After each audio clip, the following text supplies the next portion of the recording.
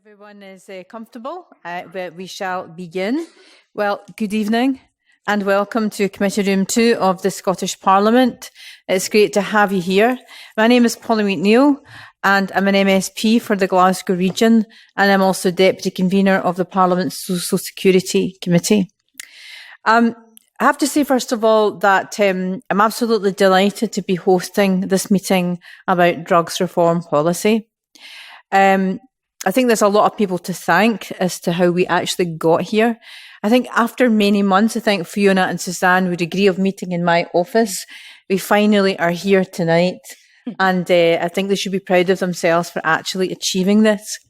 There is no doubt in my mind that as an elected member of this Parliament, there are very few greater social policy issues than the question of drugs in our society. And whatever position you take on how we deal with reducing the harm to people in society and what laws and regulations we have, I think the most important thing is we have to be open-minded, and I think we have to listen. We have to listen to people who've worked in the field, who know what they're talking about, and I think that's what you're going to hear tonight. Now, those of you who've been to events before in the Parliament will know that there aren't many MSPs in the room today, but they tend to pop in because there's so much goes on a Wednesday evening. But I can tell you there's a great deal of interest in this meeting, and I know it's been videoed tonight, and that's really, really important because other people can see.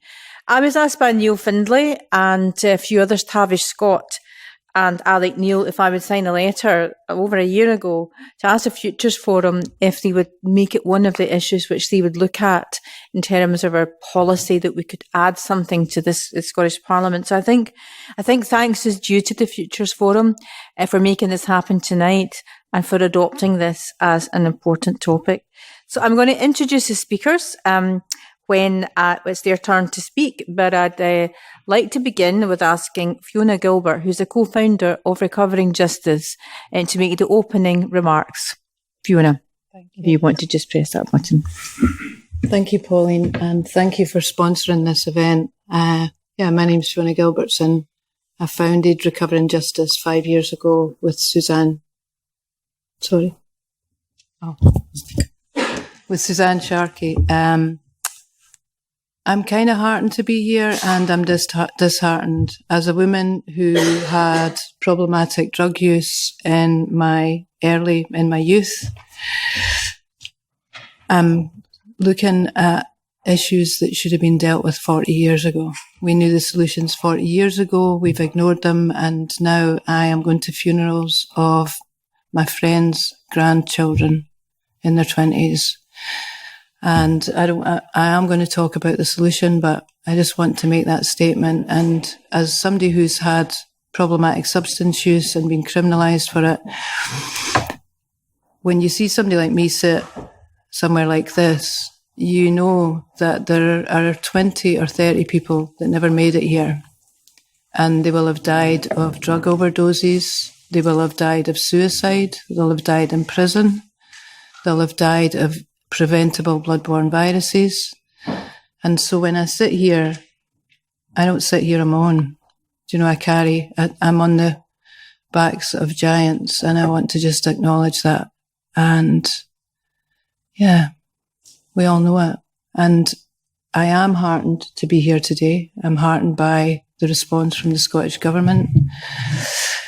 And Recovering Justice decided that what we wanted to do was look at policy, because fundamentally stigma is created in policy, and it's then enacted through that policy down every other level of society.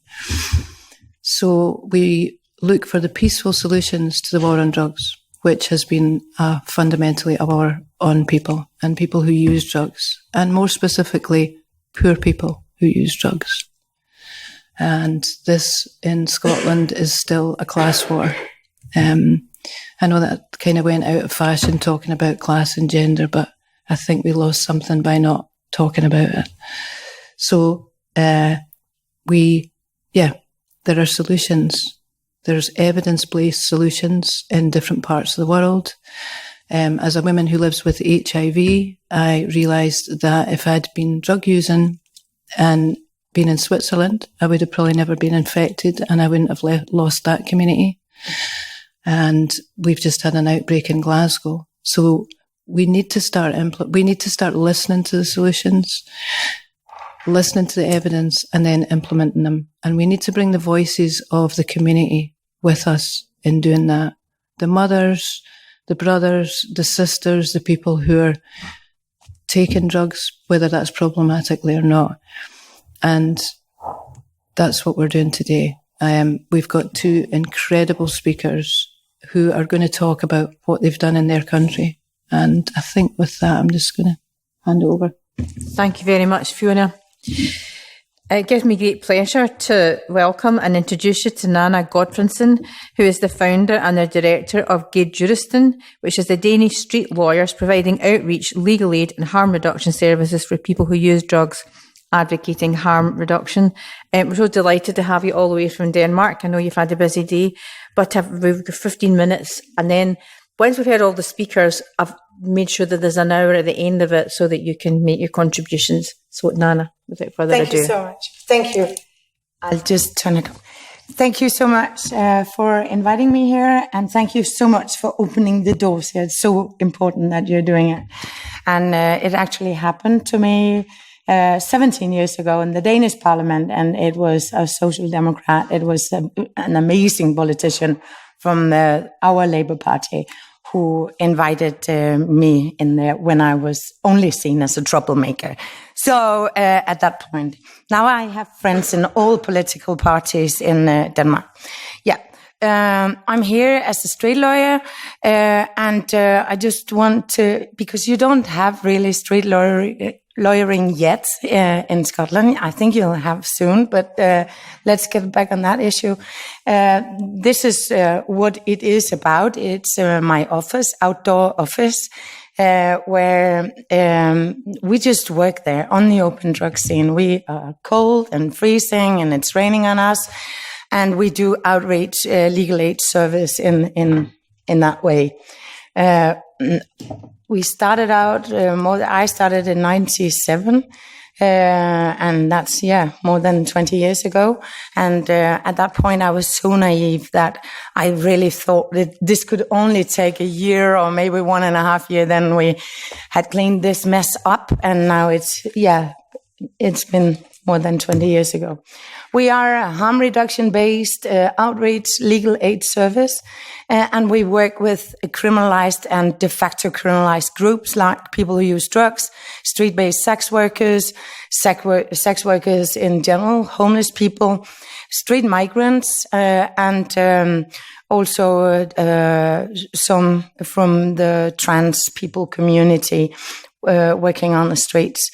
So that's what this is about, and we are, of course, it's about getting their rights respected, and we bring all kinds of stuff they asked us to bring: condoms, lubricants, sterile injecting equipment. Some asked for heroin. I couldn't bring it at that point, but we got a heroin program decided upon in 2008. It wouldn't have happened if it wasn't for the work of the street lawyers. But not at that point, at least. And it was implemented in March 2010, and that's been amazing. But this is what we do, and we also serve coffee, and it's all about right to health.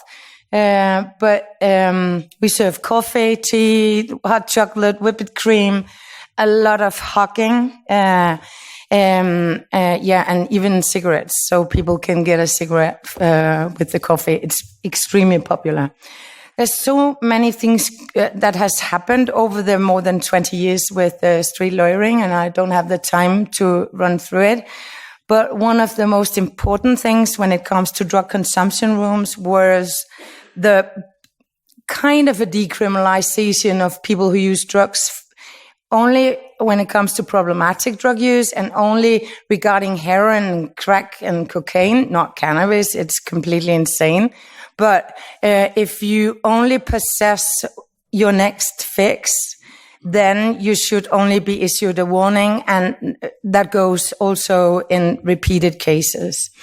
that made it a bit easier to get drug consumption rooms to Denmark. But that's a very important part. When it comes to the political debate, I hope everything is different here in Scotland and you have much better politicians than we do. But politicians in Denmark, at least, are mainly concerned about getting re-elected, not that concerned about people suffering. So it's been kind of a theater with doves and hawks fighting constantly, not very interested in evidence and real issues. But if it could just bring them into the papers, then it was okay. And sometimes the doves win a little, and sometimes it's the hawks, and who are paying the high price? It's people who use drugs. They are paying the price. So, but this is how it looks like when we work around in larger cities in Denmark. This is street lawyering, and of course, our main issue is to serve people and try to make their dreams come through. But what we also do a lot is to lift the experiences and try to change the world, because Danish politicians, at least, are not. They're not changing the world. They are expecting civil society to do it in general. And when we have done it, civil society, then they'll follow and get re-elected. So, but this is a typical photo from the open drug scenes right behind the main station in Copenhagen back in 1997, and we had overdoses all over the city, and that part of the city at least, and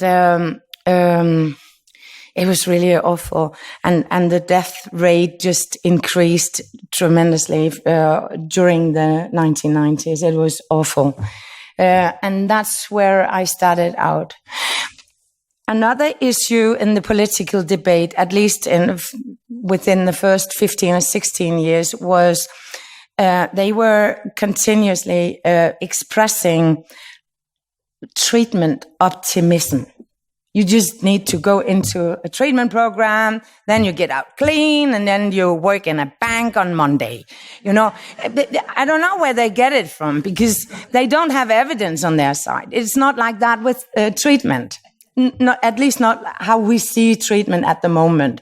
But the fact is that most treatment doesn't work for most people most of the time. And it could be a lot better if treatment was wider and better. But, and we were not just looking into, hey, you need to quit drugs, but maybe you could use in a less harmful way. And what other dreams do you have for meaningful life? But we are not there yet in Denmark as well. We got the treatment guarantees, both regarding psychosocial therapy in 2003, and we got the medical treatment guarantees, same kind of stuff, in 2015. It doesn't always work. That's why lawyers are needed. But if the goal is to stop using, then it's not very effective. People will continue using as long as it is more meaningful than stop to use. That's how it is. This is another picture it's actually 3 very, very fine ladies who taught me so many things. They are not around anymore, but they are among my first clients. And this picture, of course, shows awful things about poor health, but it also shows that they are denied getting admitted to hospitals, and it also shows that they know they will not get their withdrawal treated when they go to hospital, so they cannot stay for that long.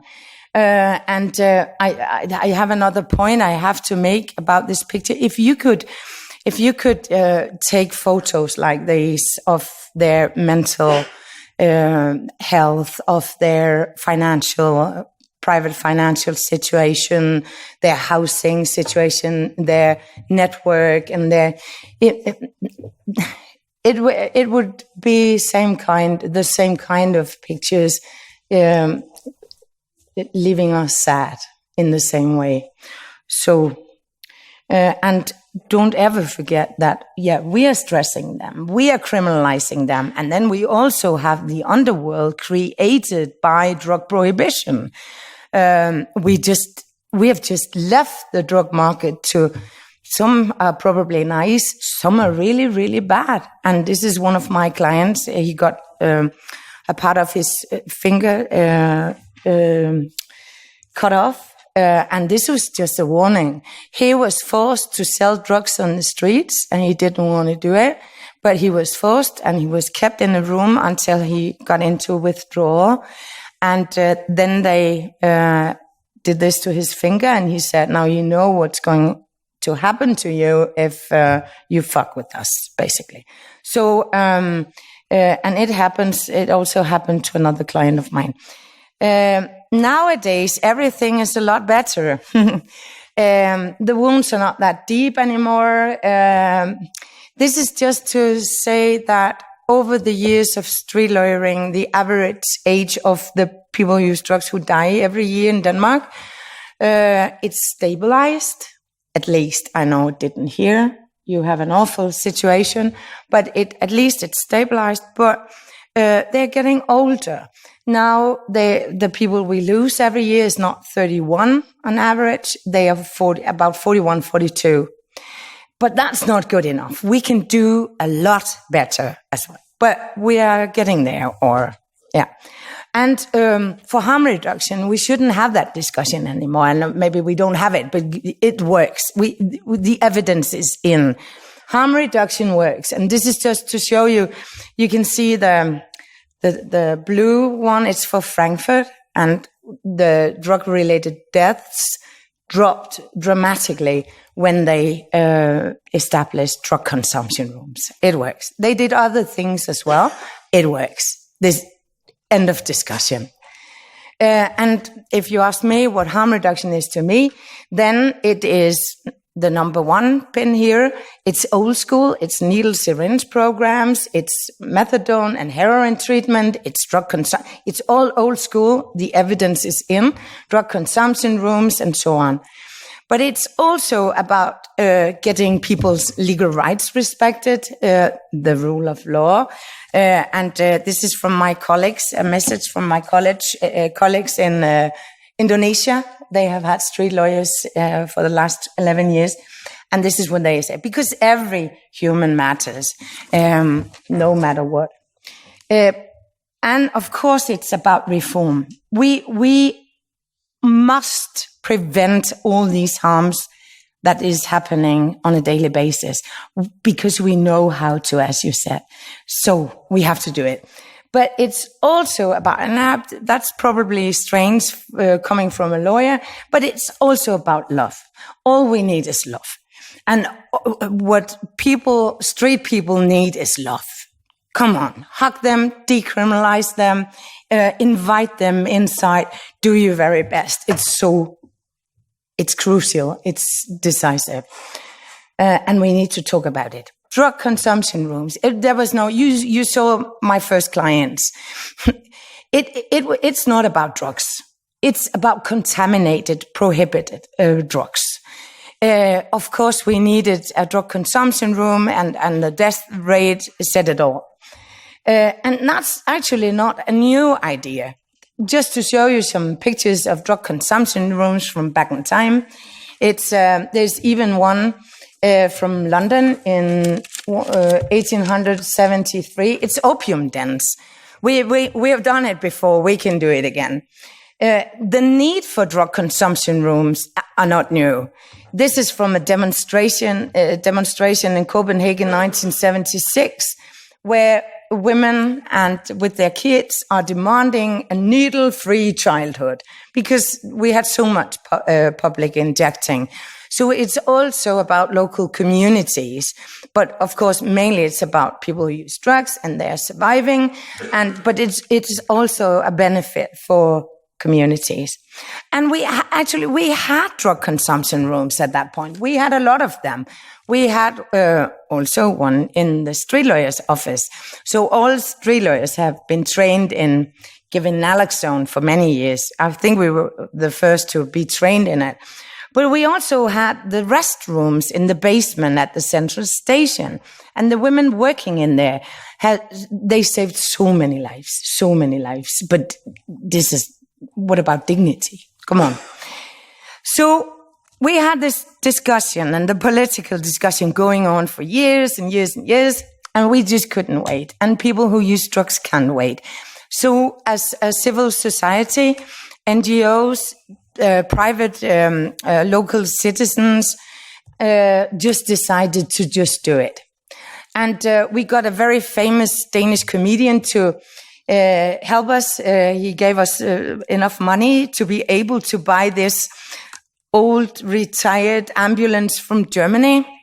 And we drew it to Copenhagen, picked it up and took it to Copenhagen and rebuilt it. And then we had a mobile safe injecting site. We very quickly had around 200 volunteering nurses and doctors who were actually quite embarrassed that they didn't get the idea themselves. They felt like they should do that, and they did it with us. And that really, really changed everything. I think what happened, a lot of things happened. Maybe we were also ready, but one of the things that was happening was that this was not just an abstract discussion anymore. Now it was so concrete. It's there, it's in there, it's functioning. The local citizens is not complaining and calling the police all the time, and people were surviving. So it worked. And from the year after, in June 2012, we got an exemption to the drug laws. We didn't need it because we knew already that it was not illegal to start a drug consumption room. Because in a constitutional state, what's not forbidden is legal. So, but I don't know. There were politicians who needed an amendment because they had said in so many years, we want to do it, but we can't before the Conservatives is out of power. Yeah. But we got this amendment, and we got a lift of no-go zones in Copenhagen. We got a free zone. This is a working tool from the police. This is a free zone with 2 drug consumption rooms where, within the red line, police is expected not to stop and search when they suspect possession of drugs for personal use. And it almost works, but yeah. We do have some cases. And what happened to the old German ambulance? It's now a part of the permanent exhibition at the National Museum for the next 100 years. And the municipality of Copenhagen got this one that is so fine and fancy and not German and retired. And we got the first fixed drug consumption room. It was a temporary place. And all this happened 5 drug consumption rooms within 14 months. The Cloud was the next one, took and Odense, and another city outside Copenhagen. And Aarhus was there in November 2013. Most of our DCRs has both for injecting and inhaling, but not the one in Odense. And people can scan their veins, find their veins, so they are not harmed that much. And in 2016, 2 years ago, it's called the world's biggest. It's about 1,000 square meters. It's run by the municipality, and there are some problems, but so far we've come. We have now DCRs in 4 cities, but more are supposed to open one. So just to sum up, what did we do? We got to know and communicated the research and evidence. Transform has done a great job in that here. And then just accept it as a fact that Danish politicians, at least, don't change the world. They wait for civil society to mobilize and change things, and then they'll follow. You have to find ways to handle the police, but I know you're good at that. Maybe use civil disobedience. We ran some risks, and we had 5 famous defense lawyers ready to take us out of prison if necessary, but we made it. Just do it if you dare. And know that all the trouble is over when the DCRs are running and everything is working. Then the political resistance and it will just leave. So say hi to our comedian. He made it possible for us. You can study the numbers. The data are in. People survive. There has been about 1,500,000 drug intakes in drug consumption rooms in Denmark by now, and everyone survived. So thank you. Thank you.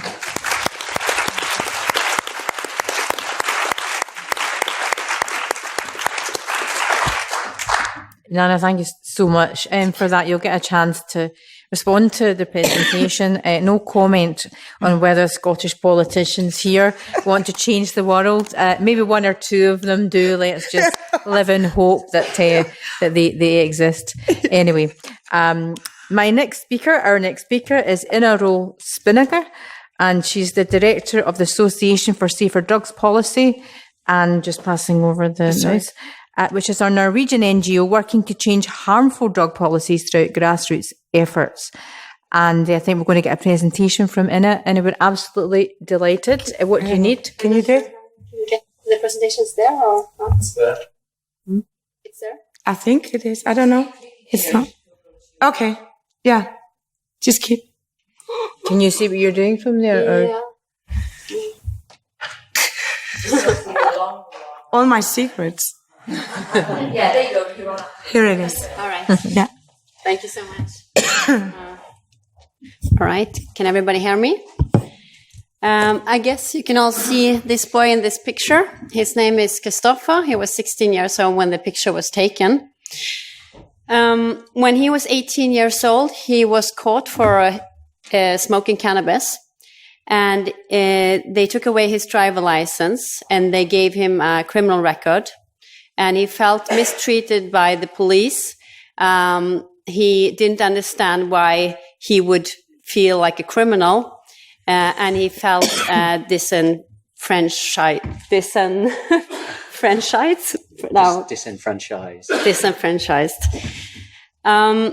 Shortly after, he took his own life. And in the suicide note, he explained why. And he said that the way he was treated after he had used cannabis was what made he couldn't live with the consequences. And even though this is an extreme case, it shows how criminalizing people can create more harm, and especially for those already troubled.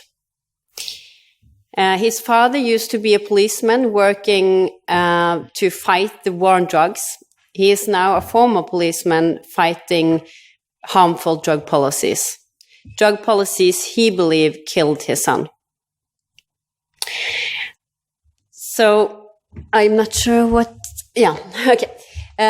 So I come from the Association for Safer Drug Policies. We're based in Norway.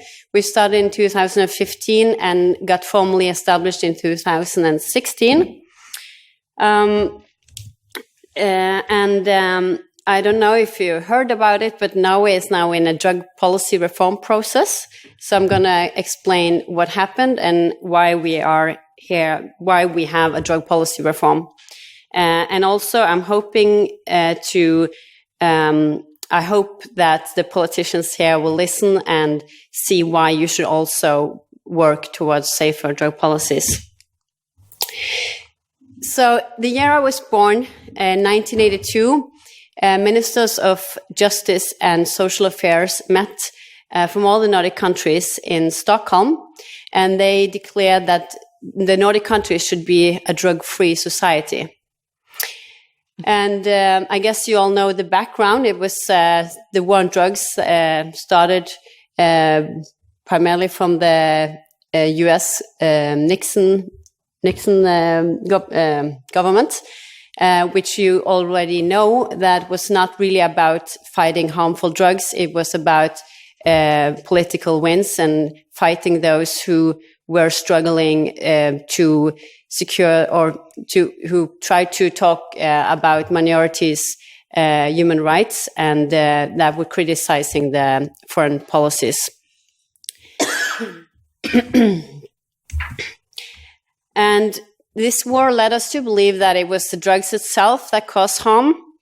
And so I'm going to tell you a new story. When I used to be a politician, and I was engaged in drug policies, and I worked as a volunteer for one of the youth organizations, and we were handing out clean needles and smoking paper and things like that.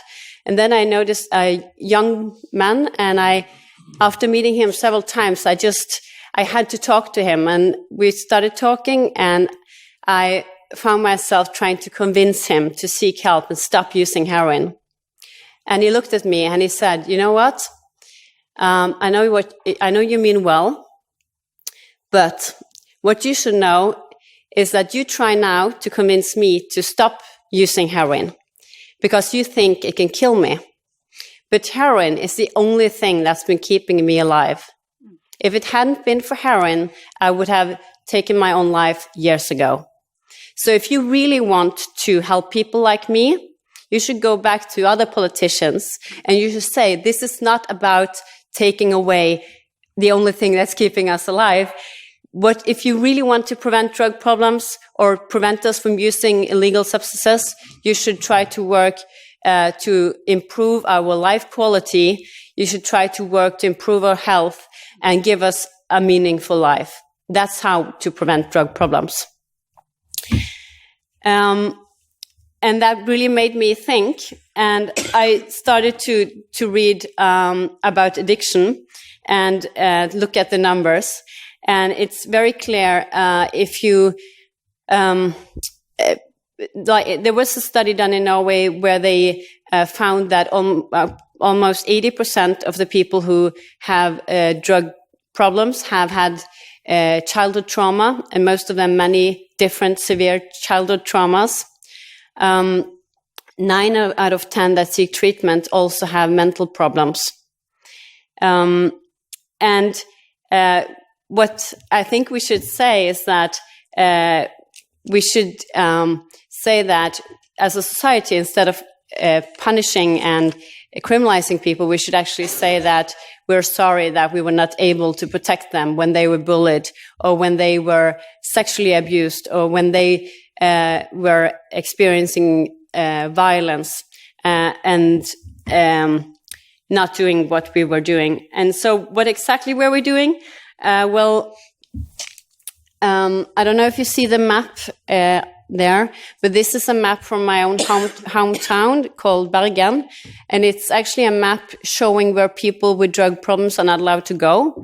And it's not a map showing where people who use illegal drugs are not allowed to go, because if you wear a nice suit and cocaine inside, then you can go everywhere you want to. Or if you, as long as you look good, you can go wherever you want to. So this is more a map showing where people who are poor, people who don't have a job, people who have experienced trauma are not allowed to go. And the same thing happened in Oslo, where they draw this line. You can see the white line there. It was drawn where it was certain places in the city they didn't want certain people to be. And I don't know for you, but for me it looks like a new form of apartheid.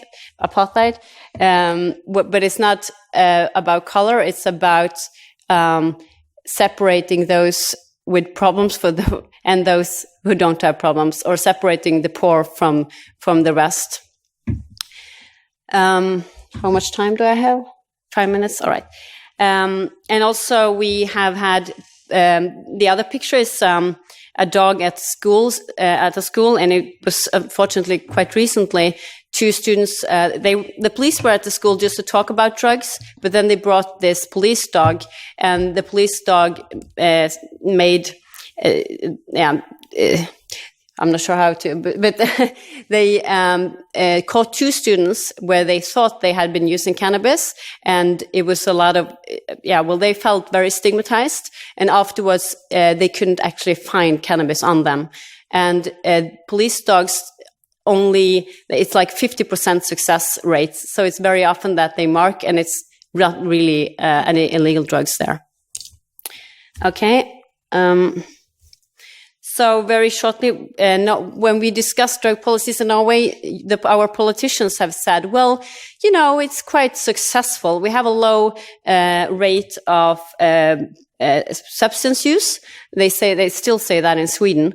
And they talk about our successful harm reduction facilities and our successful alcohol policy. And the truth is that, yes, we have a successful alcohol policy. Actually, that's something everybody should come and learn from us. But when it comes to everything else, I would say it's the opposite. We've been competing with Sweden about having the highest rate of overdose deaths per year, per capita. And a lot of people have been forced to seek the street to get the medications they need, and with everything that involves. Okay. Yeah, so I think a very important discussion is now, if we're not going to aim for the drug-free society, I think the only way to get a drug-free society would be to remove the list of illegal drugs, I guess. It's not really realistic. So what should be the main aims? And we suggest they should be about improving people's life quality and health and reduce harm. And this is Norway 3 years ago. We had a Minister of Health against heroin-assisted treatment, against decriminalizing drugs after the Portuguese model, and he was against drug consumption rooms and a lot of other things. This is, I'm not going to have time to go through all this, but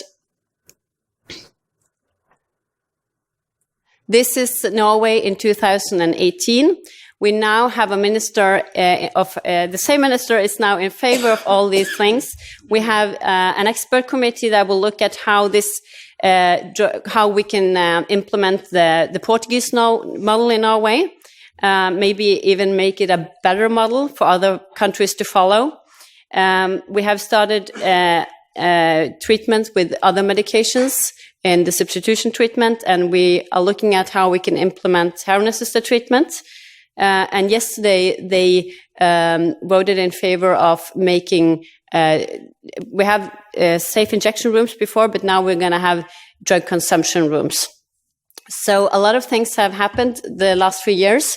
And I just want to end by saying that when we started to speak to the politicians, they didn't have much knowledge about the experiences from other countries. So I think we have won the debate just by showing the evidence. And I was warned that if I continue this fight, then I will not be, nobody will listen to me. It might destroy my career and nobody will vote for me. And that's the same thing a lot of other politicians have heard. And in Norway, it's the opposite now. It's actually becoming something that all politicians wants to talk about, and we're hoping that people will come to Norway to see how well we have done, in a few years.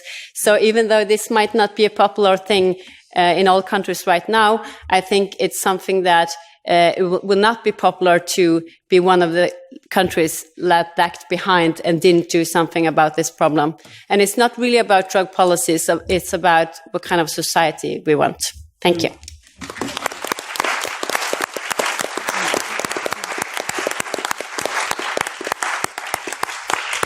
No, thank you so much. And I'm sure everyone in the room agrees it is about the kind of society that we want to create for ourselves. And I'm sure many other politicians would like to join me if we can organise a visit to Denmark and Norway and see the wonderful work that you've been doing. So our final speaker, I'm delighted to introduce you to Martin Powell, who's Head of Campaigns at Transform Drug Policy Foundation. Martin has an interesting background, has worked in the illegal drug policy field for 10 years, but originally trained as a chemist and moved from the French nuclear industry to work on the illegal trade in wildlife and other biodiversity issues. And now he arrives here at the Scottish Parliament. He's going to talk to us for the next 5 minutes or so about what he thinks we should be doing on drug policy now. Martin, over to you. Thank you. First of all, sorry. If you just press the button in front of you. Turn that on so you can actually hear me. Otherwise, it'd be a very boring 5 minutes. First of all, I'd just like to say thank you for being invited here, and also I'm particularly delighted to be the only white middle-class, middle-aged man on a panel. Particularly given particularly the disproportionately negative impacts that happen to women as well. In other issues, I should just like to say that Transform Drug Policy Foundation, we work internationally. We advise governments all over the world, including most recently the Canadian government on their legal regulation of cannabis. But we were originally set up by someone working in a prison here in the UK, who saw that we were doing the exact opposite of what was needed with the people with drug problems that he was seeing on a daily basis. He went into it all bright-eyed and bushy-tailed, thinking that he'd help people solve their drug problems in prison and they'd never see them again. And of course, that isn't what happens. What happens is that a prison is the very last place you should be putting someone who has the kind of traumatic life experiences that we've heard about from Inna. That actually you're making things worse for them. You're wasting large amounts of money doing it that harms society as a whole. You chuck them out again where they will carry on doing whatever they were doing before in spades and then come back again. So he thought that actually a better way forward would be if we didn't criminalise these people in the first place. And then, of course, next to that is, well, where are they going to get their drugs from? Well, inevitably it's going to be from an illegal criminal market where you are funding violence in Colombia, where I've also worked, or Afghanistan. You're also funding organised crime right here in Glasgow, and that actually we would be better at looking at models of legal regulation, such as the heroin prescribing clinics, which one of which is due to open next July in Glasgow, which is actually really great news. And I really commend everyone who's been involved in moving that forward. That's one of the things. In terms of my job, though, I work on a range of local reform issues. That's one of them. Drug consumption rooms are another. And also drug safety testing, which is now happening in the city centre in Bristol, for example, where you can take any drug you want, they'll test it for you, tell you what's in it, so that you won't die accidentally from an overdose, because you will know how strong it is. You will know what you are taking. And that's something else I think it would be good for Scotland to look at. But given I've got very few minutes, what I'm going to stick to talking to about are diversion schemes, which is it's as close to decriminalisation as you can get under the current system. It's also something that has widespread support from Advisory Council on Misuse of Drugs, the World Health Organization, and so on. And in essence, what it is when a policeman stops you and finds you've got an illegal drug on you, there are two possibilities. They can send you down the criminal justice route, which will lead you getting a criminal record, will lead you getting a fine, and ultimately is a slippery slope to prison for many people. It will certainly damage your life chances when you're looking to get a job in future, probably lock you into a life of crime if it slides too far as well. Or, and this is the kind of thing that we're after, you can be diverted into treatment if you need it, or other measures. Such as the kind of services you need or drug education program. And the results from these, there's a lot of research on it, shows it reduces reoffending, reduces harms to people, costs a lot less in terms of police time as well. So it's win-win-win, and the communities overall benefit too from that. And I just want to give you one little happy story about how this kind of thing can happen, because I've been really inspired by listening to the previous speakers about how they changed drug policy in their countries. It is possible. We can do it. And I'll just give you one small example about how it's already happening in the UK. So we have a project called the Anyone's Child Project, which is a group of families who have had their lives wrecked by the drug war. Many of them have been bereaved. They've lost family members they think would be alive today if we took a health-based approach to drugs. One of those family members, Brian Reed, his daughter died when she was 26 from a heroin overdose. About a year ago, he went to see his local MP, Theresa May, and he actually sat with her and talked her through what had happened, said that he thought what we were doing was wrong, that criminalisation had led to his daughter's death, and really, I think, quite shocked her by that. And she asked for the local police commander, a guy called Chief Inspector Jason Kew, to come in and talk to Brian and talk him through it, which Jason did. And then he went back to talk to Theresa May, and I think he quite surprised her because he agreed with Brian that what they'd been doing was wrong, that the way the police had been looking after this issue was causing more harm than good. And to be fair to Theresa May, she gave him 2 hours of her time the day after she'd met Donald Trump.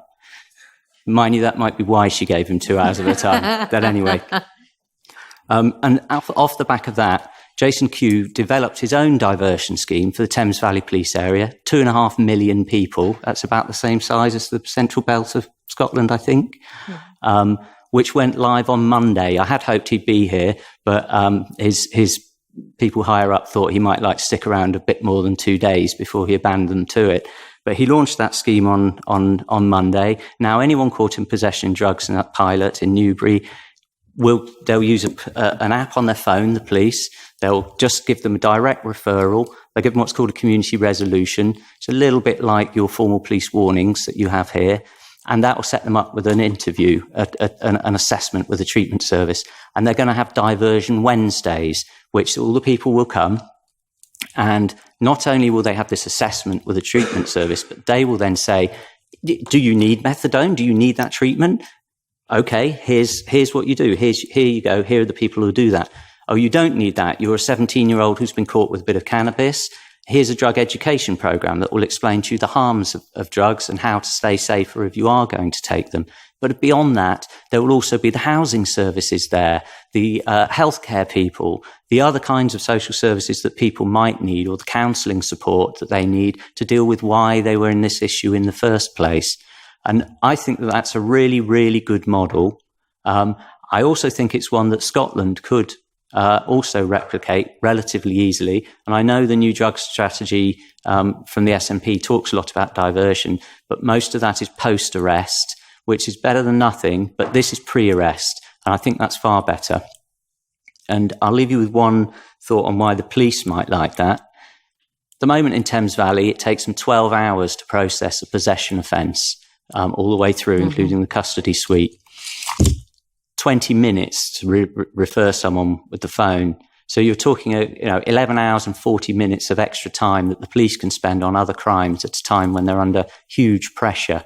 So whichever way you look at this, whether you care about people's lives and the misery that's been caused to them and others, and whether that can be solved and we can help people, or whether you're just worried about the hard-nosed policing aspects, these diversion schemes are a really, really good thing to do.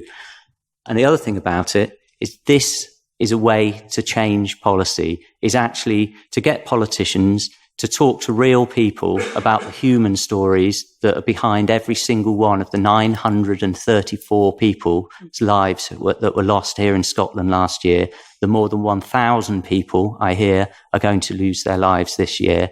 And then we can start really getting politicians to engage with this issue and not treat these as statistics that can be ignored. And actually, and I really firmly believe this, really start changing the way that we deal with drugs in Scotland, start treating it as a human rights issue, but also as a health issue, and start really treating this in a way that is going to save lives very soon if we act soon too. Thank you.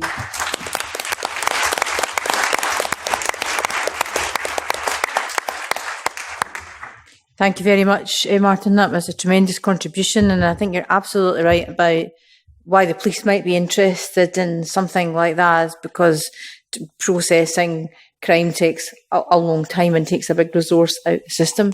And sometimes when we've reformed our laws, whether it's on drugs or how we deal with violent offenders or how we deal, sometimes it's common sense that applies.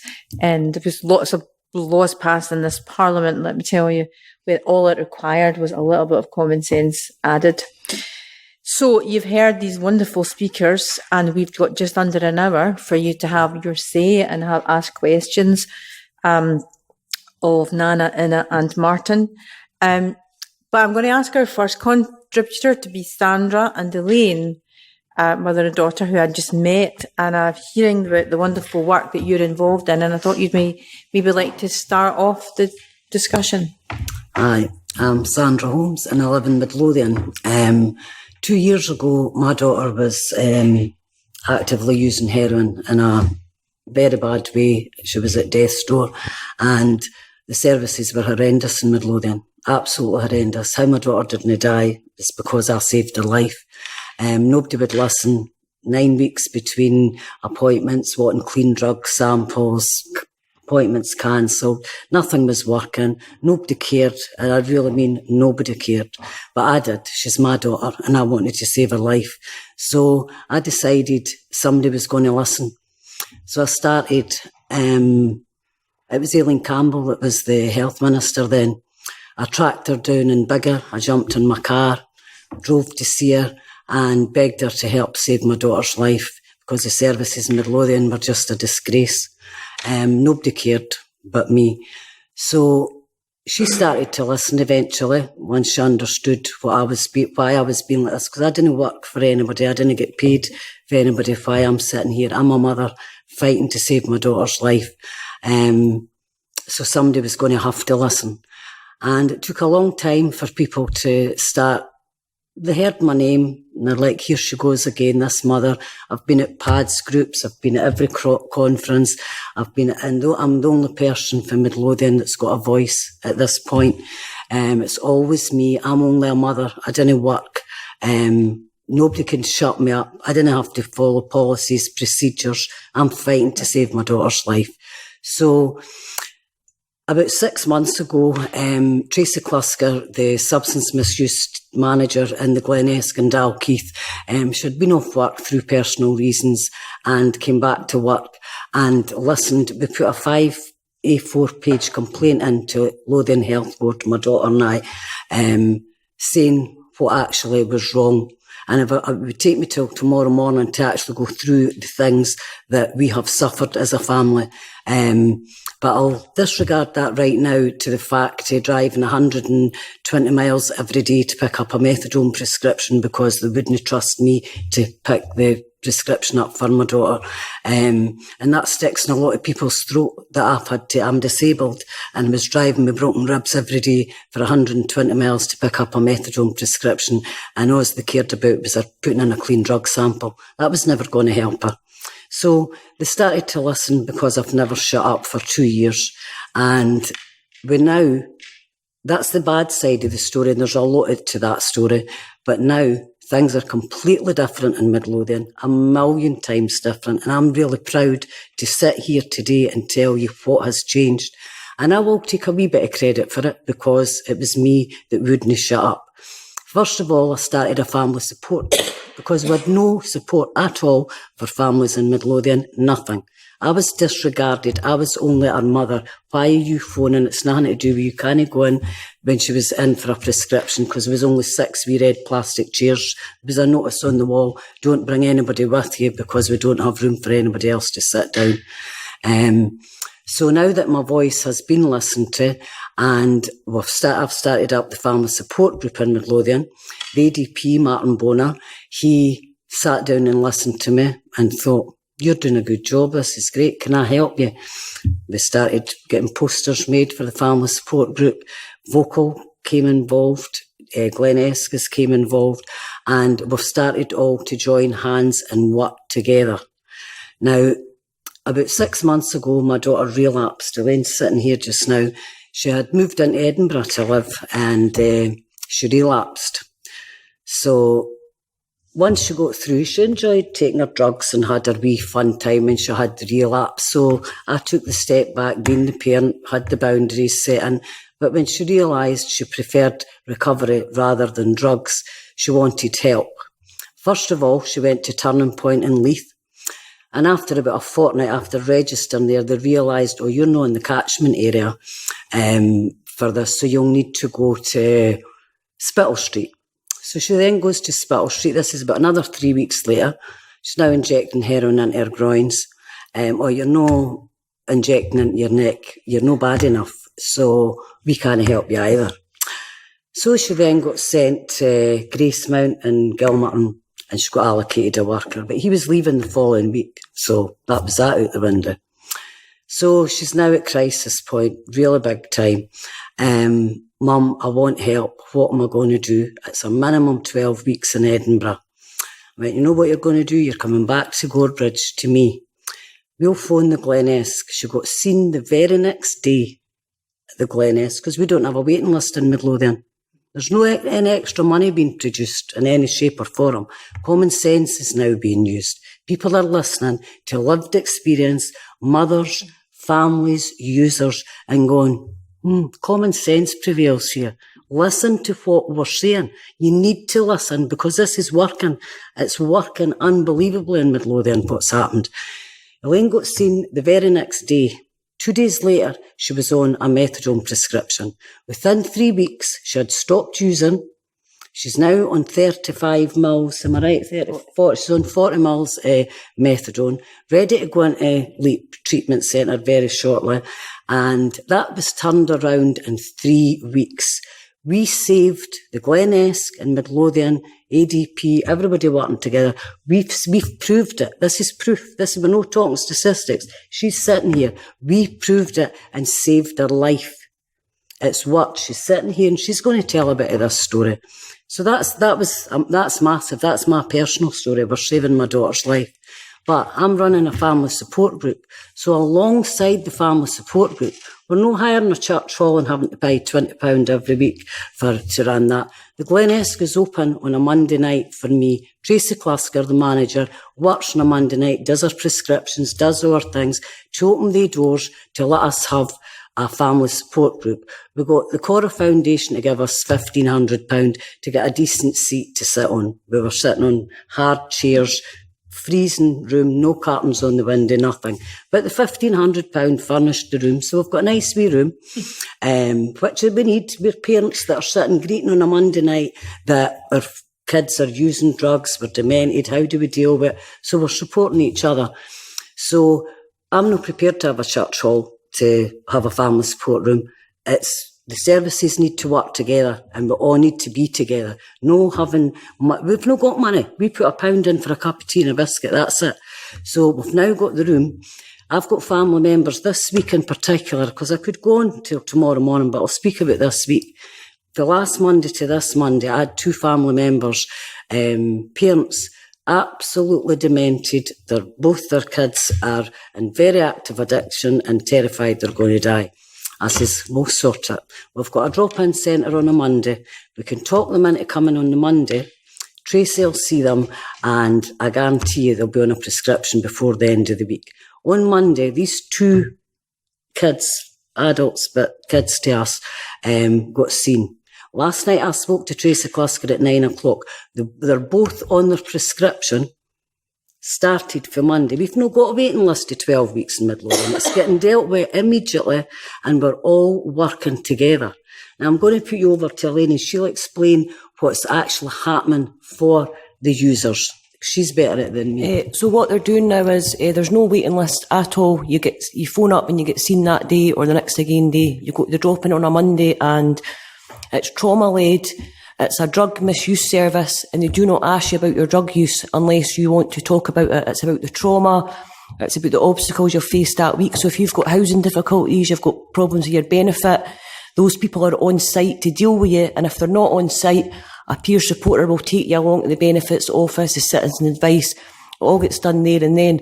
People are coming along that haven't got appointments or not due a prescription. They're coming along just for a cup of tea and a chat. It's just absolutely remarkable how it's changed. For a drug misuse service, not to be asking you about your drug use, no asking you for clean drug samples. You know, I was ill in hospital, I had a bad infection and I couldn't go into hospital until I was stabilised on a prescription. So if I had to wait on the Edinburgh services at 12 weeks, I might not have survived it. You know, within a week I was put on a prescription, straight into hospital, you know, it was a success. So it's unbelievable how, when I put that complaint in 2 years ago, you know, the things that we came up against, and now I feel the rest of Scotland could follow Tracy Clusker's model, you know. There's no extra money being put in. The family support is just, you know, it's a family illness. The families have got to recover as well. And that's saving going to the doctor for antidepressants and things like that, because the families are supporting each other. So, yeah, I'm really proud to be speaking on behalf of the Midlothian, you know, how things have turned around. So that's me.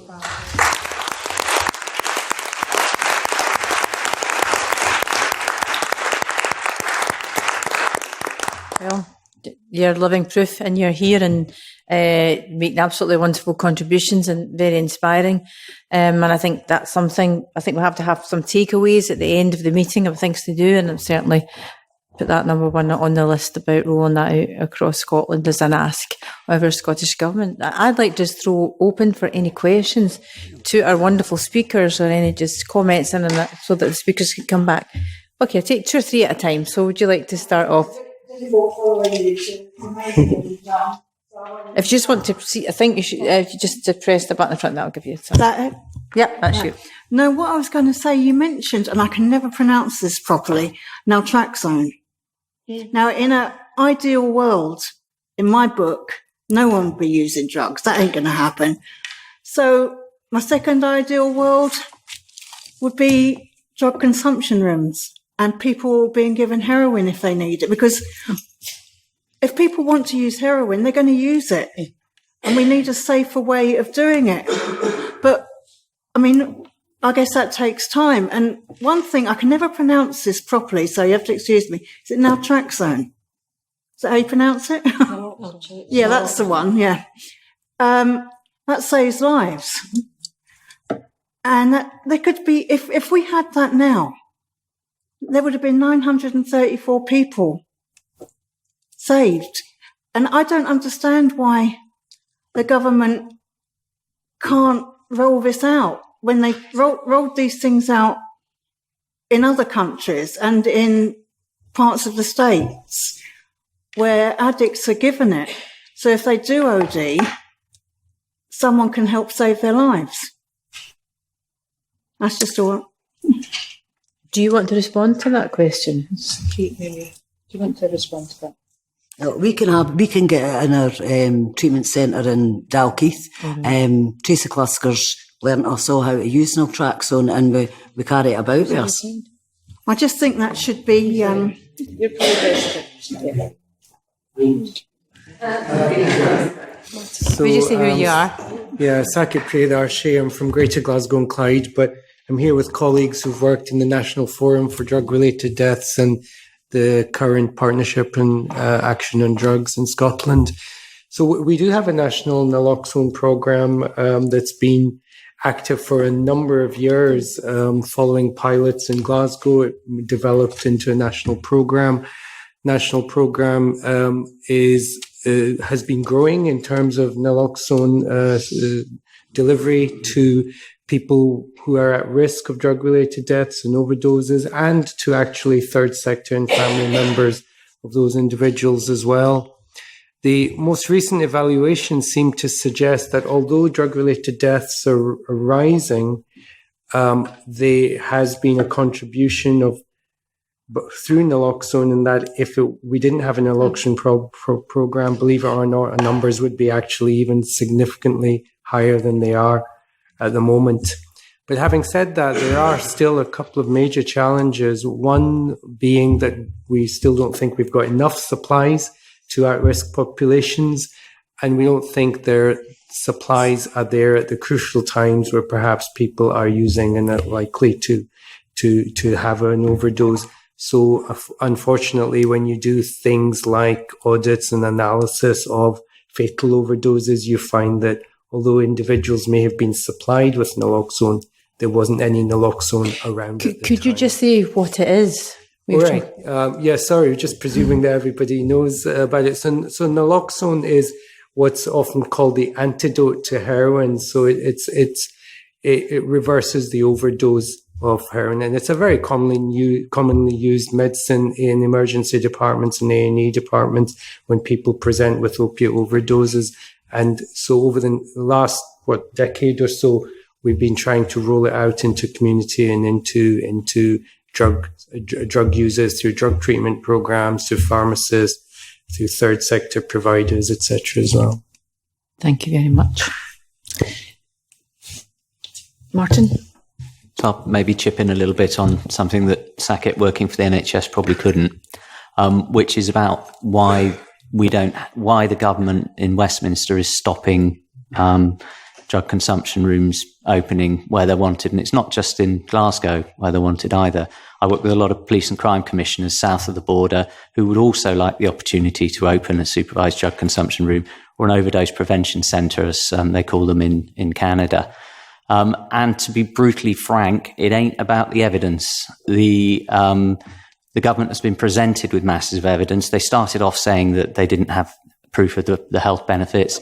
They've been forced to admit in letters to the Scottish government that there are public health benefits. They would save lives. They said they couldn't be policed.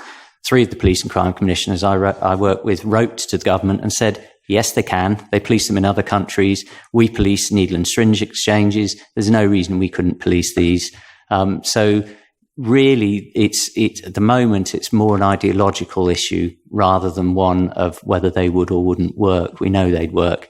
And the other one is they say they'd increase drug use, but they don't. There's evidence again around the world. People go into a drug consumption room would use the drugs outside if they didn't use it inside. It doesn't increase use at all. And actually, in the long run, it reduces use because people who are very difficult to engage in treatment use drug consumption rooms.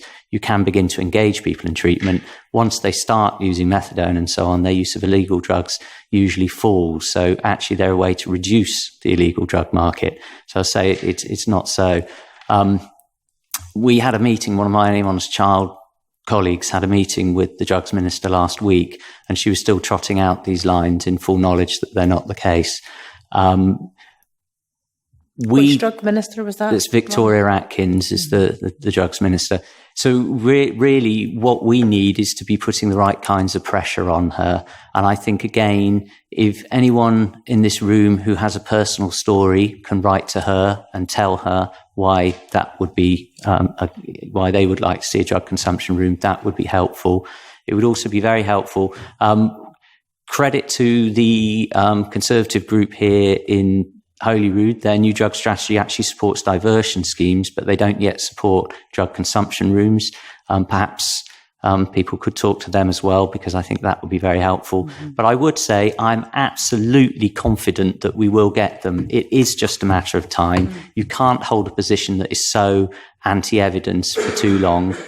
So really it's just a matter of us keeping up the pressure and making it happen. And the government's actually doing a review of the drug markets at the moment, the Home Office, which we're hoping, and I'm by no means guaranteeing it, and yes, you've actually got real wood, touch wood, that might provide them with the political cover to change position as well. But we'll see. But don't give up. It will happen. Thank you, Martin. I'll take a few more questions. I'll take the lady at the back, and then I'll take that lady there first. Yourself first. Just see who you are, please. Hello, I'm Fiona Crawford. I'm also from Glasgow. I wanted to come back to the family support and follow on a bit from Sandra and her daughter's story. And I suppose link that to the importance of taking some of the stresses off families that we're seeing today because of increasing income inequality and child poverty. And I know of a number of fantastic family support, community-based family support, third sector organisations in Glasgow who are struggling for funding and helping just now families who've experienced trauma and loss, domestic violence, bereavement, and providing good relationships and continuity, a relationship that lasts much longer than many of the relationships that they might have through the health service. So it's a bit of a plea, I think, to the Scottish Government around making the link between drug policy and, as Una said, I think, improving quality of life for families. And if the budget can be looking at how that might happen, I think that would be really helpful. Thank you very much. The lady there. Hi, my question's for Ina, because you didn't really get much time to sort of talk about your tactics, and it's quite a sort of big movement, in 3 years. And I was just wondering if there is time just to very briefly go over some of the things that your organisation were involved in order to help bring policy reform. Yes, I'm not sure how quickly I can answer that question, but I think one important thing was that we tried to find a common ground with other organizations, because it had been, before we got started, there were youth organizations, and they were arguing against organizations primarily from the temperance movement. And so one side were arguing about drugs is harmful and we should have a drug-free society and do whatever we can to prevent people from using drugs. And the other side said, well, drugs are already here and you should try to do whatever you can to prevent harm. And they also used the freedom arguments that we should be allowed to do whatever we want with our bodies, and that they weren't really, they weren't really listened to. So I think what we did was to acknowledge the fact that yes, drugs can be harmful, but also that doesn't mean that the current policies is the right policies to prevent harm. And so we managed to get a lot of youth organizations and other organizations to sign a letter to the Minister of Justice and another letter to the Minister of Health. And so was not just signed by one person, it was signed by many people from different organizations. And we also involved doctors, psychologists, lawyers, teachers, people from different walks of life and professions, users, family members of users, to sign the same kind of letters to the politicians. And then so it was a lot of things, and also in our board we had people from that had been politically active, so they knew they had a political network, so that was very important, and they knew when to influence and when it's not really possible to do anything. So we were influencing people in different parties, and before I'm not sure what it's called in English, but before all the politicians come together to vote for a new party program, we were actually calling many of the delegates from the parties and talking about drug policies. We wrote emails to them. So we did a lot of things that I'm sure I can tell everyone who would be more interested later. And we also copied a lot, because it was not much people. Unfortunately, people involved in health research were not really on our side, so it was really difficult. They were just talking about alcohol policies and how you have to prevent people.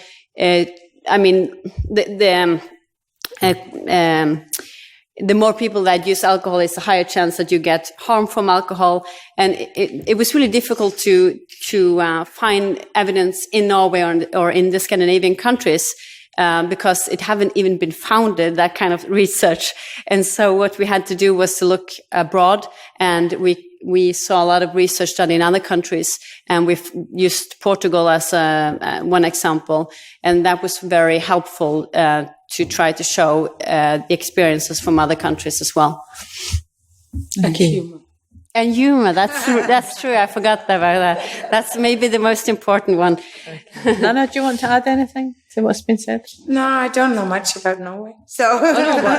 but anything at all. Do I want to add anything? I could give you more questions if you like. Let's have a few more questions then. Okay, lady over there. Hi, I'm Barbara Hagan. I work for Social Bite, and we cover nationally. We're looking to end homelessness. And I was in one of your shops last week in Glasgow, and I took 40 steps, and that took me round to a lane where I found a discarded needle and some citric. And speaking to our homeless in Glasgow, they're quite frightened because quite a few of their friends now have HIV. And I'm really quite upset that it's not getting discussed more. And why, when I look back to the 80s before harm reduction teams, I really don't want us to go back to the 80s. I think we've made a lot of progression. And I would just like to see more conversations about it and some action taken. I've really been inspired by what's coming out of Norway and what is also coming out of Denmark. What really concerned me was the whole apartheid in Norway. But, you know, I think we're all aware, certainly in Scotland, that a lot of our poor are sort of punished, and the system's quite punitive. But I'm very much for heroin-assisted treatment, and I'm also for drug safety testing. I just went to the shop, one of your shops in Edinburgh today, after meeting quite a few years, and one of the female rough sleepers says, you know, I'm using spice, but it's cut and I don't know what's in it. And, you know, I thought, you know, this would be great if I just had the shop and just allowed people to come in for rough sleeping community who access us every single day and just test what the hell they've got. You know, and, you know, a lot of this is a no-brainer, what we need to be introducing. And everybody I speak to are all singing off the same hymn sheet, but why are we not working closer together? And that's my question. Why in Scotland are we not working closer together on this? That's a really great question. And I think it's maybe slow to get to this point, but I think it's probably why Neil Findlay, who couldn't be here tonight, and other MSPs, was one from each party, signed a letter to the Futures Forum saying, well, we don't have the answers, but in this Parliament, we need to try and make some progress. And I think I'd have to admit that we haven't made a great deal of progress, and I'm listening very carefully about what's been said tonight. On your point, Barbara, of drug safety testing, can any of the speakers talk about what would be involved in that? Don't mind me talking again. So we drug safety testing. It's actually fairly normal in other countries. So I arranged for a couple of police and crime commissioners to go over to three, in fact, to go over to Switzerland, and they visited the heroin clinics, they visited safer drug consumption rooms, and they also visited the drug testing there, where there are two different ways to do it. You can do the kind of thing they do at festivals here now, with a great charity called The Loop, where you just turn up, you give them a bit of your pill, or whatever powder or whatever else you want testing, and then they have some equipment that they run it through. It takes about 15 minutes. Then afterwards, you sit down with a trained drug worker who will start out by saying the safest thing you could possibly do is to not take any drugs.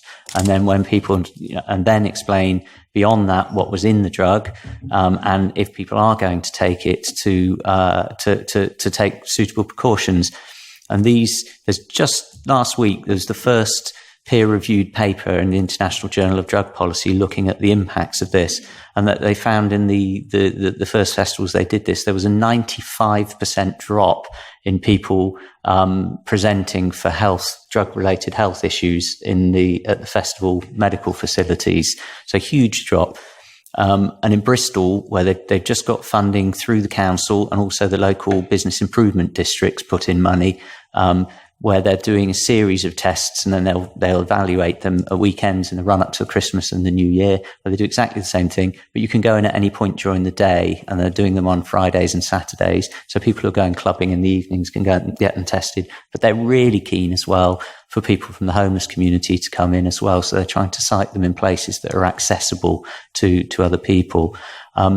And I'd be very happy to connect people with The Loop if you want to find out more and about what would be possible with this. It normally involves a memorandum of understanding between the local police, the public health authorities, and the council, the licensing bit of council normally.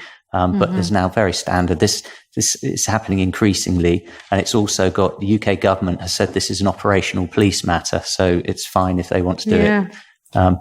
Can I just clarify the 95% drop in people? What was the end of that? Oh, presenting to the medical facilities at the festival for drug-related harms, and there, touch wood, no deaths at any of these festivals either. And in Denmark, we imported the great people from The Loop, Fiona Misham and your colleague Steve Rolls from Transform, to learn all about drug testing a couple of years ago. And in one of the drug consumption rooms, you saw the cloud users can go in and test their drug before using it, and they really do it. It was inspired by your amazing work in the UK with that issue. But now you can find out whether your heroin is contaminated, and you can find out did someone add fentanyl?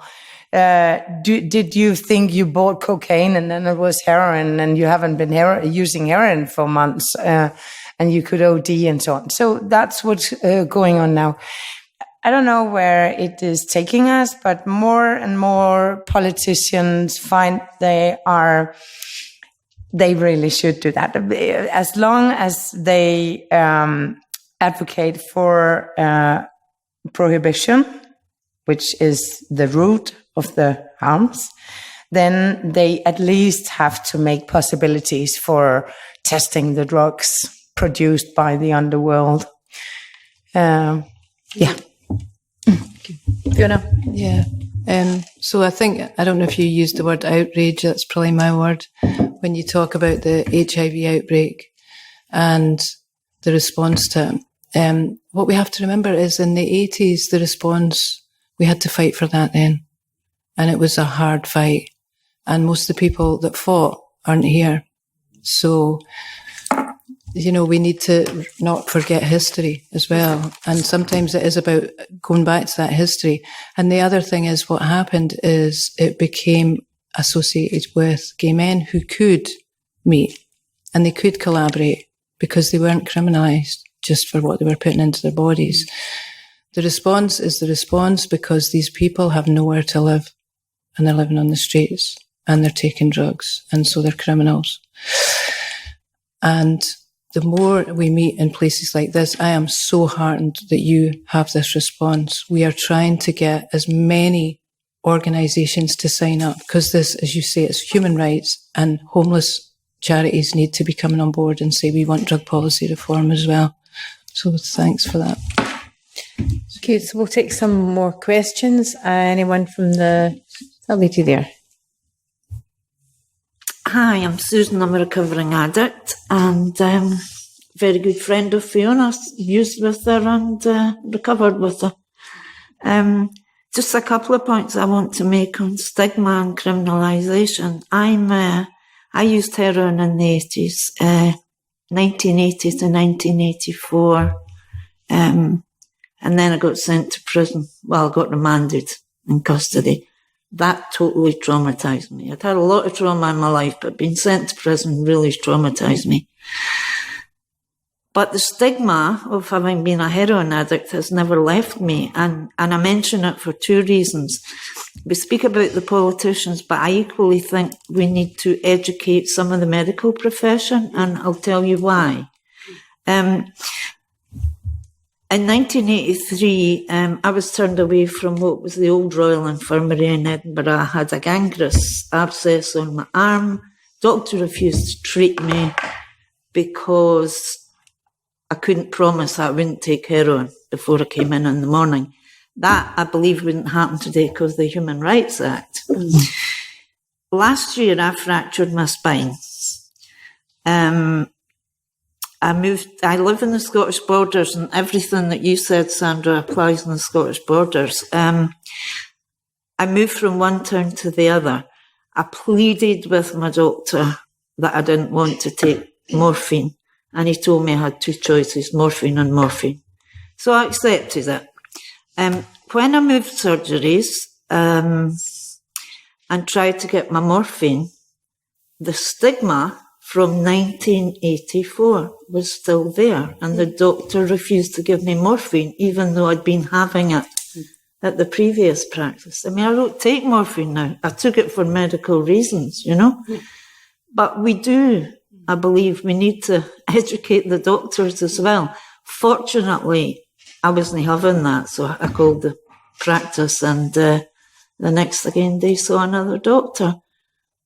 But if I hadn't had the courage to do that, I'd have been left hanging, and it was Christmas. And I was supposed to be going to Manchester to visit my granddaughter. Anyway, stigma, it doesn't go away. It kills. Yeah. Thank you, Susan. Do you want to say something? Just want to follow up on that. I totally agree. And that's actually one of the biggest challenges in our way, that people still believe that there is a difference between an illegal drug and a drug that is exactly the same one that you get at a hospital or prescribed by a doctor. And the truth is, yes, it is a difference. But the difference is that you get it from a doctor and then it's safe. And one thing that worries me is that today we have a substitution treatment, and it's only if you have problems with opiates. Most people who use opiates also have other addictions. And a big problem, from my point of view, is that we haven't really learned from the positive experiences with substitution treatment for opiates when it comes to other addictions. So if people are addicted to amphetamine, they still have to go to the street to get it. Or if they need benzodiazepines, they might be kicked out of the substitution treatment. Alcohol and other things as well. So I think maybe it's really important with, drug consumption rooms, naloxone, drug checking. It's a lot of things that is important. But I think, from my perspective, I think the most important thing we can do is to make sure people don't have to go to the streets or to the black market. So if people can get what they are addicted to from the doctors, a lot of the world will look a lot better. And then they can decide for themselves if they want to quit in the future. But and also, just like, people still believe that heroin is the biggest problem, and heroin is not really a problem anymore, not at least compared to a lot of other drugs. And it's I've been told is that to quit using heroin can be like having a very difficult flu, but quitting on benzodiazepines is really hard. Some people can't really do it ever. It's really, really hard. And it's really strange. It's it's difficult to get prescribed opiates, but doctors prescribe benzodiazepines to kids everywhere now. It's my little sister, she is afraid of taking the airplane. So the first thing the doctor suggested was, well, we have benzodiazepines. Why don't you take a Valium? So it's like, if we're not looking at the real threat here, if the drugs can be a threat. Thank you. Nana? Yeah. It's so important that we understand that most people can use drugs in controlled ways.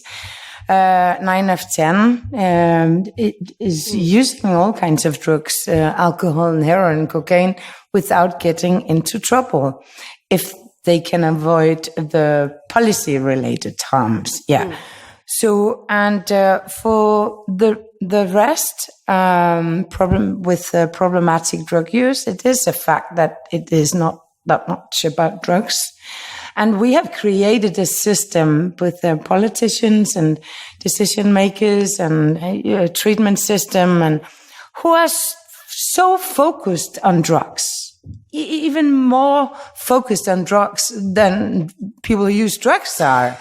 And it's really, and people who love drugs love to use them, and that's really crazy. That's kind of insane. When it's about problematic drug use, it is a fact that, at least to some degree, it's about self-medication. It's like Bruce Alexander put it, a Canadian psychologist, that it's a functional adaptation strategy for people who are dislocated, not having a meaningful life, or just not, missing a meaningful life. And so stop focusing on the drugs, focus on assisting people in creating meaningful lives. What is also for sure is that creating a meaningful life is an individual project, and it might involve continued use of drugs. We shouldn't care about that. It's okay. It can involve drugs and not involve drugs, or you can start using again because it becomes meaningful to do it, but just not punish people for it. We could end with a release saying nice people take drugs and go from there. Thank you. Thank you.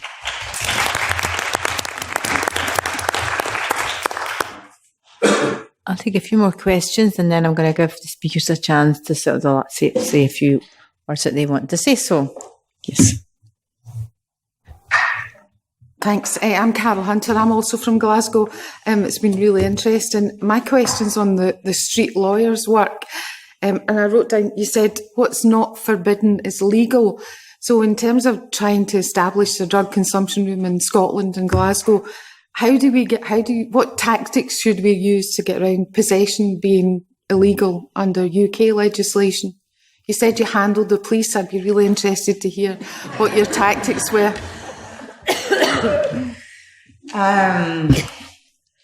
I'll start working with lawyers from Scotland. I can say from January, they'll come over and visit me and work with us on the streets.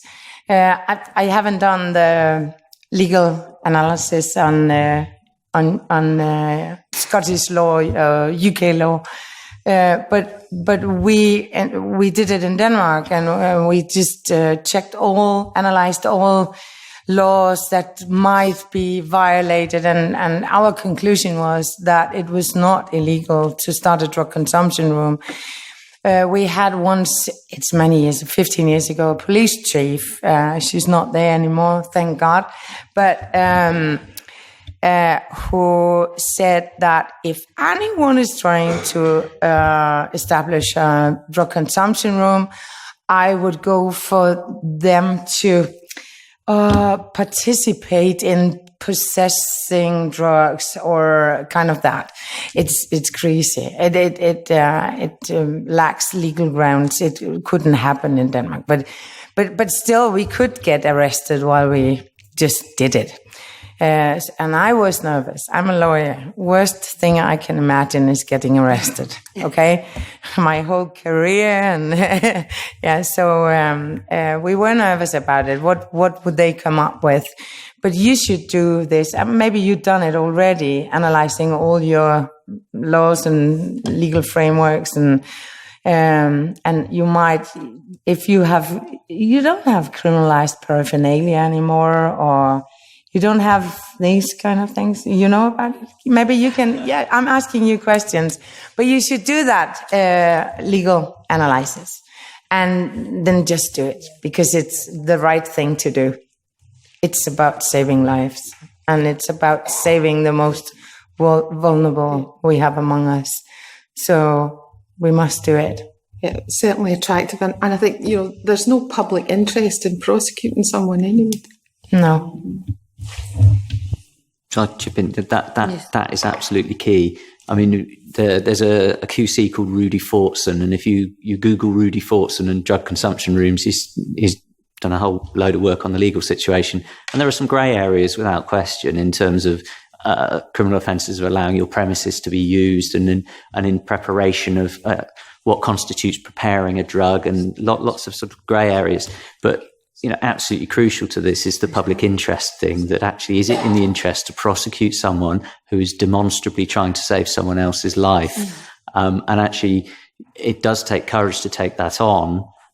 But if it did come to a court case, it would be very, very interesting case to be argued when you could make that defence. But it isn't quite as clear as in Denmark. There are definitely some issues. Do the Glasgow team want to chip in on that? You can. We're part of the same team. So again, we've been looking at the legal case, and so we've sought a legal opinion, because a drug consumption room or a safer injecting facility was the first proposal that came out of Glasgow's City Alcohol and Drug Partnership. We now want a what we calling a safer drug consumption facility, which is essentially a drug consumption room. We want it co-located with a heroin-assisted treatment service. our legal opinion said that we would have difficulties in relation to the current laws, particularly around the Misuse of Drugs Act, which is a 1971 act and hasn't been updated significantly since then, and is very much an act which has the problems that you've described in terms of prohibition and war on drugs elements in it. And also we would be subject to sort of issues around certain elements of wider criminal law as well, particularly if there was a fatality, God forbid, in the building. So there are ways around that, though. I mean, one of the ways is what we are trying to advance now, which is through and this is just for generally for everybody in the room to understand what the approach is. So there are several options. One is for the UK government to actually either amend the law or to provide the exemption from the law so that we can go ahead and pilot something that would inform a future iteration of the law in relation to such facilities. And there would be basically a prosecution waiver that we would look for initially. The other is to actually amend the law in itself that would allow such facilities to exist and to go ahead and do that now.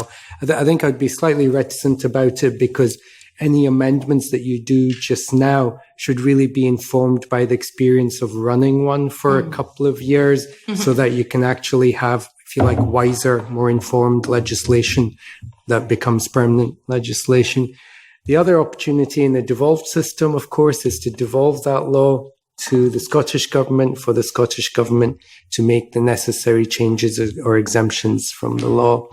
Our original hope was to approach our own Scottish the chief legal officer in Scotland, who's the Lord Advocate, and basically to seek reassurances around a prosecution waiver from the Lord Advocate so that the local police and the local prosecution service would be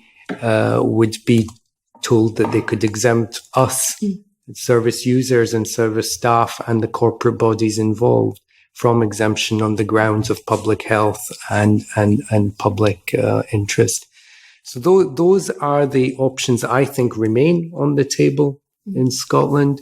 The Lord Advocate felt minded that we should actually go to the UK government and seek sort of a national solution for this. So that's where we are.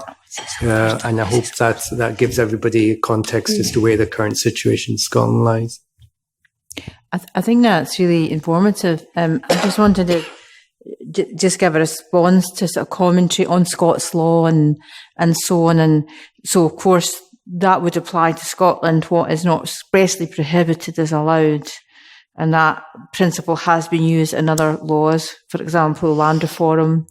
There's a famous quote by former Secretary of State Tom Johnson, who said that what is not expressly prohibited is allowed, which meant that we were able to create into statute based on our common law. So Scotland has a common law system of law, which means that a lot of our law, unlike English law, is held in cases that were decided in court. And the statute, which is the Parliament's Acts of Parliament, so there's a kind of build-up of statutory laws since the devolution came in.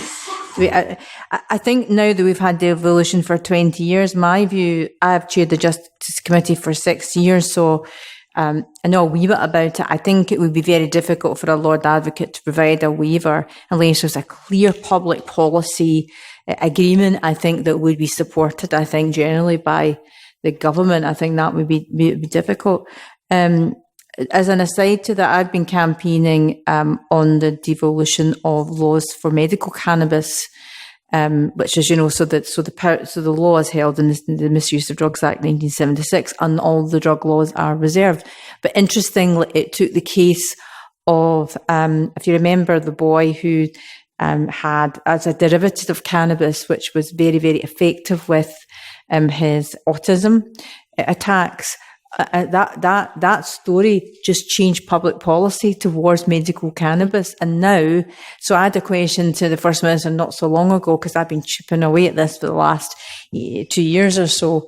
to encourage more doctors to prescribe it. So I think it's more complicated in Scotland now because of our legal system. But I think almost certainly we would have to get agreement either to devolve it for this place to decide, or for the UK Parliament to provide that exemption for us.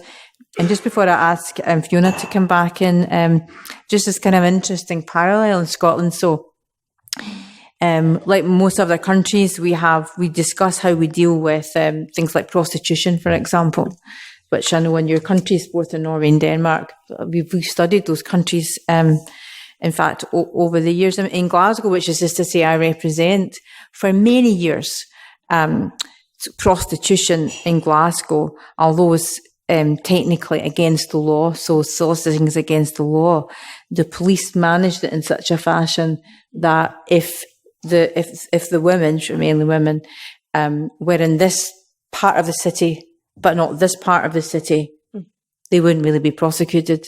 And in Glasgow, in Glasgow, certainly in those days, it was a drugs problem more it was a prostitution problem.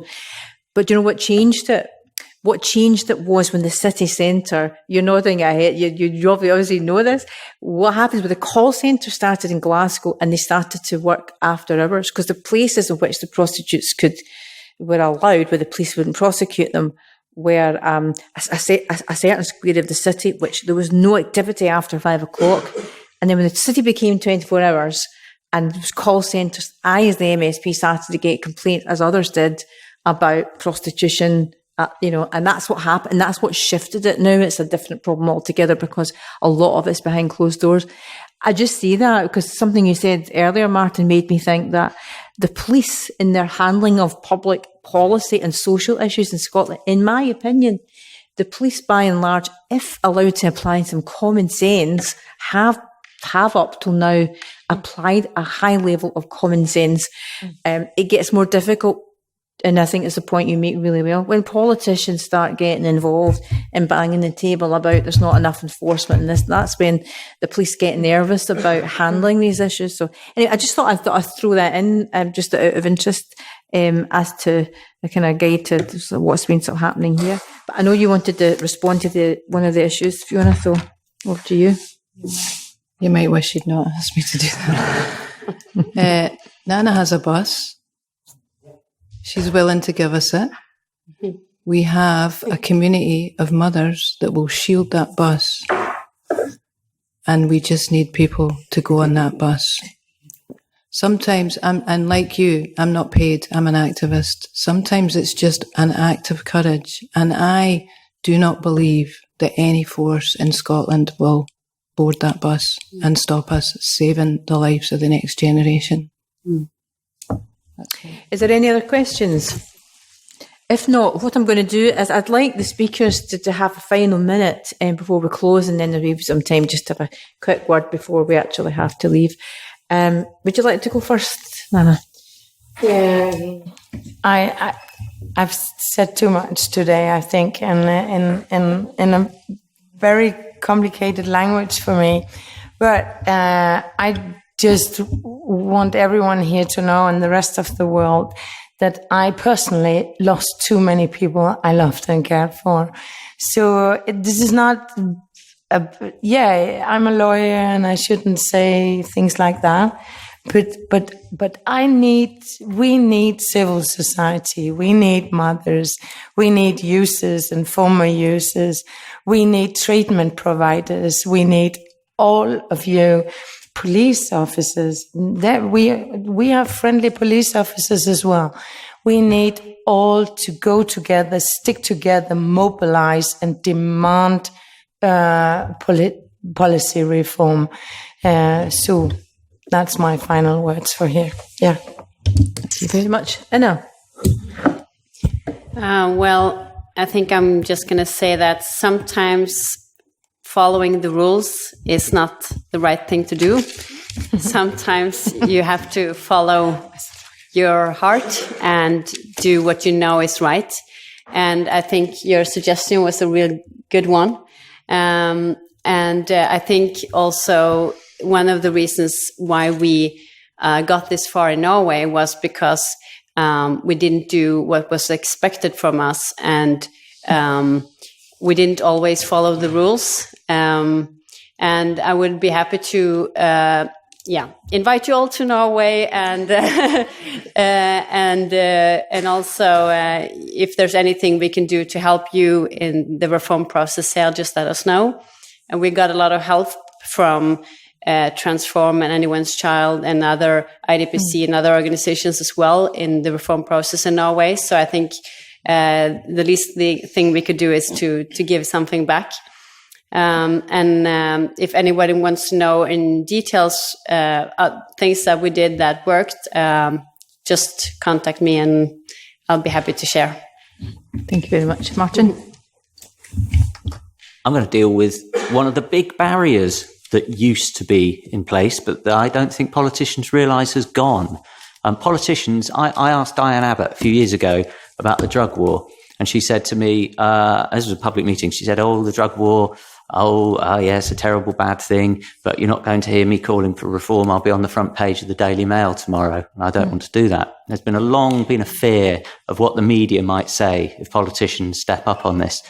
Well, when the Royal Society of Public Health produced a report calling for decriminalisation, the Times did criticise them last year, 18 months ago. They criticised them for not backing legal regulation of supply as well. Yeah.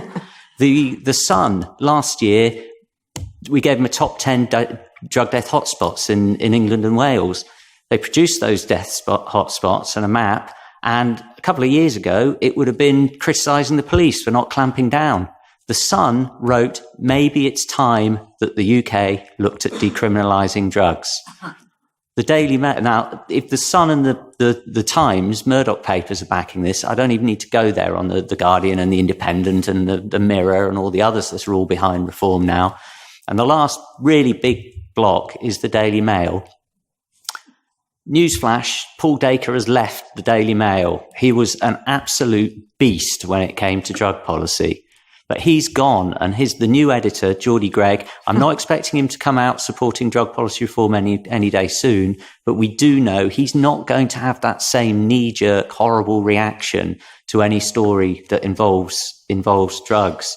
So I really do think, on top of all the changes that are happening globally on drug policy, the evidence flooding in from the rest of Europe, the things happening south of the border led by the police, that the time is right for politicians here in Scotland to really get behind the reforms that they can and continue to press for new things to happen, because we are winning and we can win even more.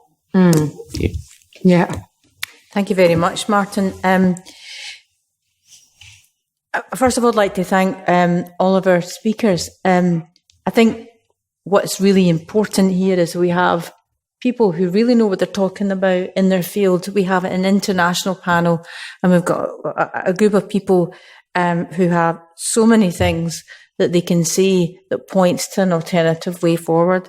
Martin, you're absolutely right to say that there is no doubt that in the political world, people do quite often fear saying what they actually think if it's going to put them on the front page of a newspaper. And I think that's why it's important to work together with people of a like mind and across the parties. And that's why myself and Neil Findlay and Tavish Scott and Alec Neil and there's someone I've missed out, and I do apologise. I will check this. That's why we got together, because there's a bit of cover if there's a group of us who are willing to say that we're not saying how we think it should, but we're saying what we've had up until now does not work. And therefore, we have a responsibility to say, well, what could work? And I think we do need some brave people to say things that maybe need to be said. The facts on the ground are important, and these statistics about deaths will drive the debate, the public policy debate, and it can be a slow change, but it can actually happen. Many years ago, people did not think there would be a ban on smoking in public places. A decision was taken here. We were the first parliament to make it, and now you wouldn't dream of it. This is maybe a lot more at stake, I think, in this issue. But I think working internationally is also so important. And I think if it could be organised, I am sure that there are other MSPs who'd want to see for themselves what's happening in Norway and Denmark. I mean, let's face it, you're not that far away. I don't see why that can't happen. What commitment I'll give from this meeting is that I will make sure that all my colleagues are aware of the full discussion we've had tonight. I think perhaps we could sit down and talk with the Futures Forum, with Fiona, Suzanne, and some of the people who have contributed tonight to say, well, what could we actually do next in this Parliament to make sure that from tonight, this is not the last of what we're hearing on it, because we know there are so many people that want to work together. And I also want to thank Sandra and Elaine for bringing their lived experience, because That's what's without needed. that, Just listen to lived experience. That's what will make the change. that's right. And your story just totally, it bears that out. So thanks to all the questioners. Thanks to everybody else for being here. I'll certainly give a few notes, maybe through you, Fiona and Suzanne, and that could be sent around. I know there's a video, I think you can see being taken, and that's so vital, because hopefully we can all share it with all amongst the friends, and people that we have will know they want to see it. So thank you very much indeed. And I think a big round of applause for all our speakers.